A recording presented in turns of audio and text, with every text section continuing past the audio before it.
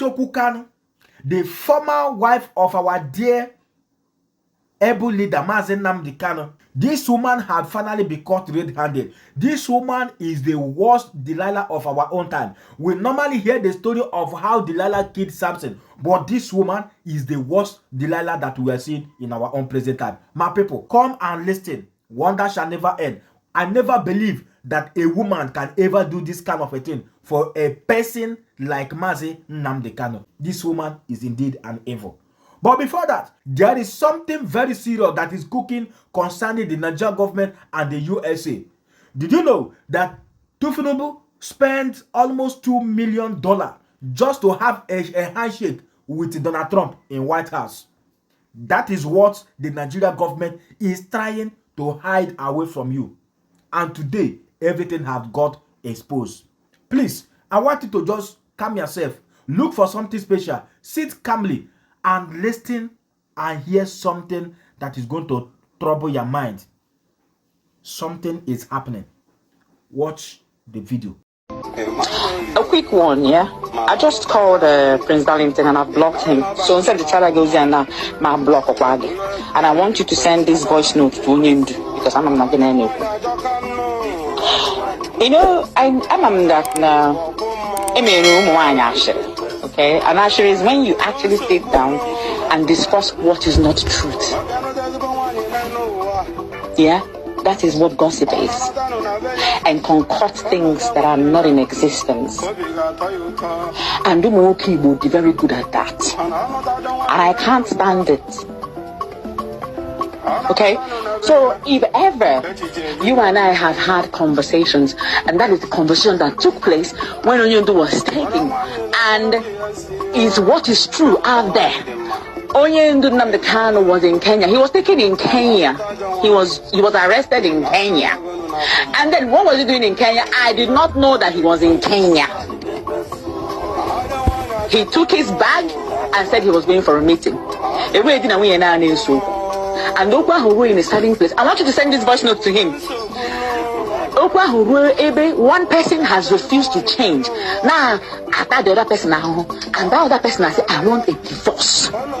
Then, the worker refused the divorce. And then went there and married someone else and started to live a different life, bought a house, living his life, abandoning that other woman in the UK with their child. This is the conversation that you had a conversation as well with someone, and I had to make that known that I don't know where he was. I did not know he was living a different life, which everybody knows. So when you are having problems with Chinasa, and I told him, with problem with Chinasa, then give me the audacity to write that Namona Chinasa gossip, turning people's heart from Onyemdu. God will punish that person that gave me. Mark my word today. Write it down. Write it down. This place, no. Just write it down. You will not get to the end. Yes, I said it because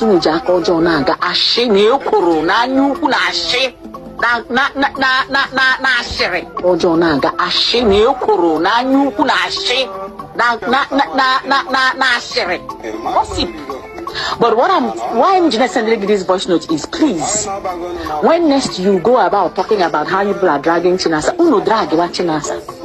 Okay? Drag one of Chinasa. Only one there they all me again. Now Chinasa is gossiping with Onyemdu's wife. Chineka what up Onya Hong Kong. Yeah, boy on the walls of Boyan Kenabebe. Or God doing Onya who will continue to lock in the shadows. Onya who will continue to scurry around in burrows. To around Chinasa. But when you're dragging Chinasa, keep dragging him. Don't ever. I'm Onya again. Sina mana Chinasa na akashire. Kama onya ma bu onya ho. Onya ha ga ahu ho ma no wa. Onya ha ga be confused. Onya ha will continue. Kama onya ma bu onya ho no onya ha ga ahu ho ma no wa. Onya ha ga be confused. Onya ha will continue to run from one post to another until the end of their lives. And they had a rules of Nnamdi Kanu and creating nonsense, thinking that they are doing somebody else, or they're doing they're trying to create something for themselves. Oh, Mukudia. So I am just sending this thing, and when I'm done with this, I will block you. Okay? Anybody that is not upright, when I am with business, God forbid. Send this thing to Onyendu. Okay? And I don't lock in the shadows. And I'm Hi everyone, I hope you're all doing great today. Okay, so someone called me up and he said, "Hey Joe, you're right. They're trying to get Tinubu to meet with Trump in the US." And I said, "I told you that." This brother argued with me for several months because it's been a long time since I saw the signs, and I told him this is where all of this is headed. Even all that money they were wasting on lobbyists in America, $9.3 million. And then later, this other guy that came out on a podcast recently and claimed that they had discovered it was even over $150 million and so much more. It wasn't just to whitewash the still raging inferno of Christian genocide and terrorist attacks in Nigeria. It was also to pave way for that man to receive the validation that he so desperately needs before the election by shaking hands with President Donald J. Trump. I told him these were all in the offing. He argued with me repeatedly. When he had his state visit in the UK, I said, "Have you watched?" And then shortly after, the king was visiting the US to address the Congress and meet with Trump, I said, "Are you watching the dots that I'm connecting for you?" He said, "No, I don't think so. That drug thing is this. It's not he will never." I said, "Man, okay, let's keep watching." And then his wife was made to be at the prayer breakfast where she got a shout out from President Trump. And then Melania Trump was having an event and she was there as well. You see? And you're telling me the husband is not going to get there? But then there was one thing that the husband would have considered as an impediment to him breaking all the barriers and going over to meet with Trump. And that was the raging inferno. I call it inferno of Christian genocide. That the whole campaign against it had gone viral all over the world. He knew there was no way President Trump would be comfortable receiving him when that was still going on, having made ending religious persecution a cardinal point of his administration. And what did they do? They decided to throw money around to whitewash it because they know they don't have what it takes, or rather they don't have the willingness, the guts to end it for real. So they decided it was better to pay whoever needed to be paid, to lie to those guys in Washington, D.C. and tell them that what they hear is not true. Even though on ground, that is the reality. But they must believe that the truth is a lie. And if they don't believe it, Tinubu's money will make them believe it. And that's what happened. So when the money they pump to these lobbies began to bear small fruits, and it seemed as if the whole Christian genocide narrative was trying to calm down. The next thing we hear is they immediately smuggled a lie to President Trump. And the lie was that all Christian genocide has ended in Nigeria. That's why you heard President Trump make that announcement. It's because they have surrounded the man through the lobbyists. They've surrounded him with a bunch of lying lips who would not want him. He wants to look this way, they will go, no, Mr. President, this is it. He wants to look, they will go like this. So they're just blocking him. They wouldn't want him to see anything. And it costs a lot of money. There's no way 100 million would have done that. It would have taken I actually believe those guys who allege that they uncovered $150-something million. It could even be more than that. For you to be able to accomplish that, you've got to induce everybody. Even the uninducibles are going to have to be induced. That's why the president announced he's ended Christian genocide. It was just one bomb dropped in Borno on Lakurawa terrorists. We have so many terrorist groups in Nigeria. Lakurawa is just one out of many. And Borno, far away.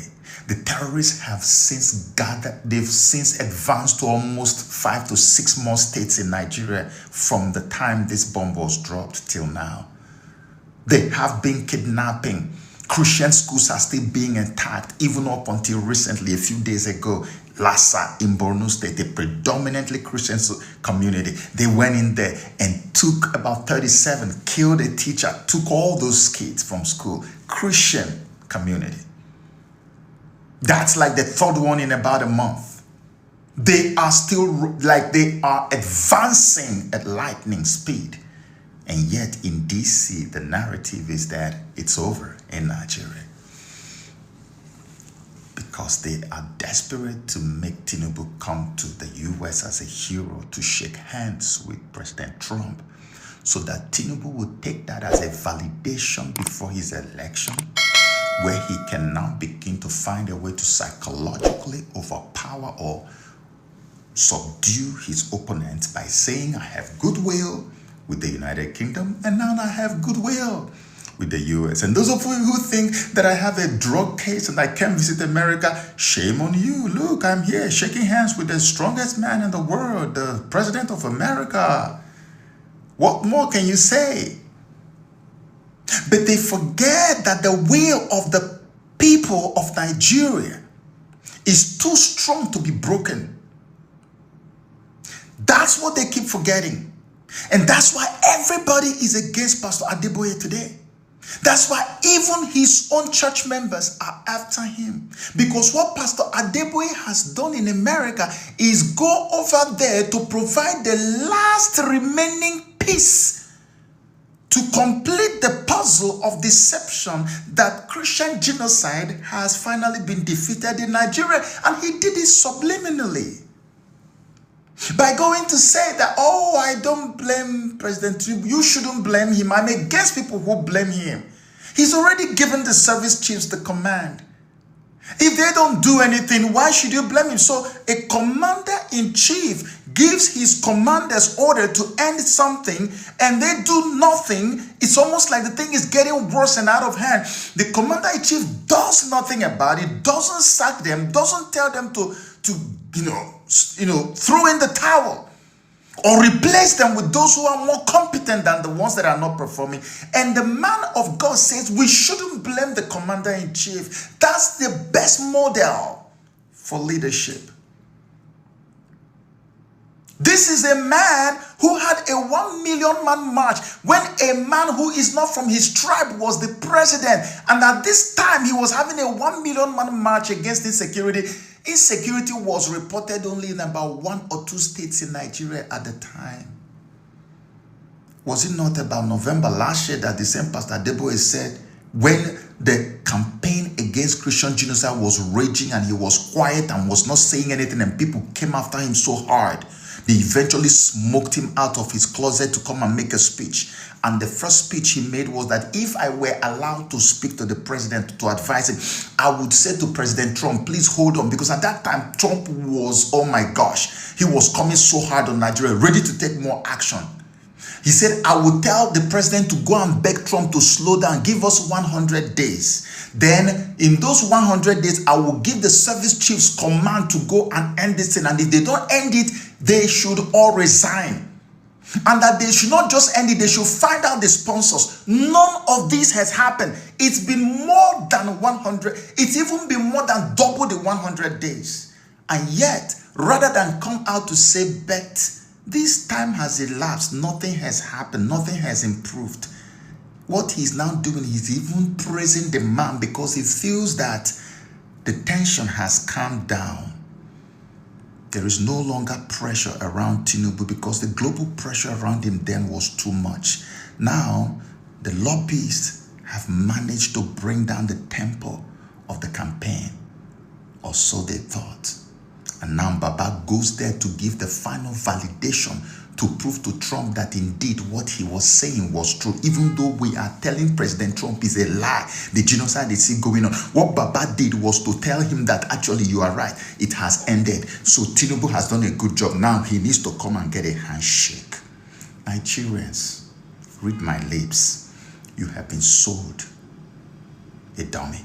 Wake up. You see how dangerous human being can be. This lawless nobody who Nnamdi Kanu pick up and make her somebody have now turned against our dear leader, Nnamdi Kanu.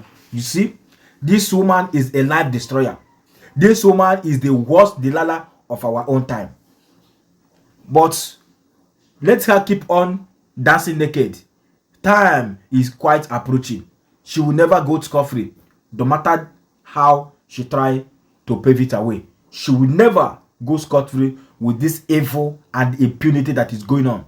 You see, for you, the one Nigeria people, if the Nigeria government are abusing, spending millions of dollars, millions of pounds, and yet they keep on borrowing just to have ordinary handshake in Washington DC, Nigeria is gone. No remedy. I keep telling you, Nigeria is gone.